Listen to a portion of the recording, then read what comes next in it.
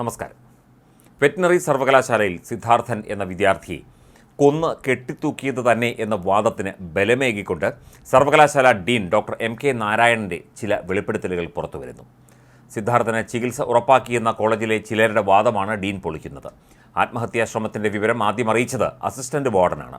ഉടൻ തന്നെ വിദ്യാർത്ഥിയുടെ ജീവൻ രക്ഷിക്കാൻ ശ്രമം നടത്തി സിദ്ധാർത്ഥനെ ആംബുലൻസിൽ ആശുപത്രിയിൽ എത്തിച്ചു. ആശുപത്രിയിൽ എത്തിയപ്പോൾ മരണം സ്ഥിരീകരിച്ചുവെന്ന് ഡീൻ പറയുന്നു. അതായത് ആംബുലൻസിൽ കയറ്റുമ്പോഴും സിദ്ധാർത്ഥിന് ജീവനുണ്ടായിരുന്നില്ല എന്ന് വേണം കരുതാൻ. അതിനിടെ സിദ്ധാർത്ഥിനെ തല്ലിക്കൊന്നു എന്ന സഹപാഠിയുടെ ഒരു ഓഡിയോ ക്ലിപ്പും പുറത്തു വന്നിട്ടുണ്ട്. വിദ്യാർത്ഥി മരിച്ച സംഭവത്തിൽ പ്രതികരണവുമായി വയനാട് പൂക്കോട് വെറ്റിനറി സർവകലാശാലയിലെ ഡീൻ എം.കെ. നാരായണനാണ് അല്പസമയം മുൻപ് രംഗത്ത് വന്നത്. തനിക്ക് ഹോസ്റ്റലുമായി നേരിട്ട് ബന്ധമില്ലെന്ന് അദ്ദേഹം പറഞ്ഞു. ഡീനിൻ്റെ ജോലി സെക്യൂരിറ്റി സർവീസ് അല്ല.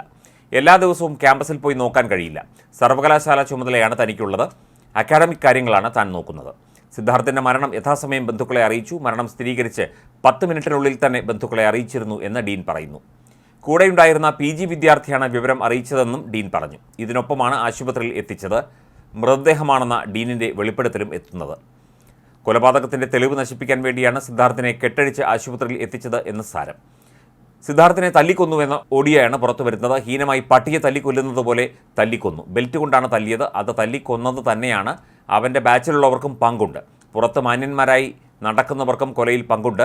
കൂട്ടുകാരെല്ലാവരും ചേർന്ന് കൊല്ലിപ്പിച്ചതാണെന്നാണ് ഓഡിയോയിലെ വെളിപ്പെടുത്തൽ. വീട്ടുകാർക്കാണ് സുഹൃത്തിൻ്റെ ഓഡിയോ സന്ദേശം എത്തിയത്.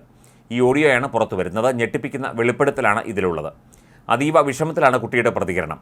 കഴുകന്മാരെക്കാൾ മോശക്കാരാണ് ഇതെല്ലാം ചെയ്തത് എന്നും ഓഡിയോയിൽ പറയുന്നു. തല്ലിക്കൊന്ന് കെട്ടിത്തൂക്കിയെന്ന വാദം ശരിവയ്ക്കുന്ന കാര്യമാണ് ഇപ്പോൾ ഡീനും വാക്കുകളിൽ ഒളിപ്പിച്ചു വച്ചിരിക്കുന്നത്. നേരത്തെ വിദ്യാർത്ഥി എങ്ങനെയാണ് മരിച്ചതെന്ന് അറിയാമെന്ന് വാട്സപ്പ് സന്ദേശം പുറത്തു വന്നിരുന്നു. സിദ്ധാർത്ഥൻ്റെ മരണവുമായി ബന്ധപ്പെട്ട് പിടിയിലായ പ്രതികളെ ചോദ്യം ചെയ്യുന്നത് തുടരുകയാണ്. പ്രതികളെ ഒറ്റയ്ക്കൊറ്റയ്ക്ക് ഇരുത്തിയും കൂട്ടായിട്ടും ചോദ്യം ചെയ്യുന്നുണ്ട്.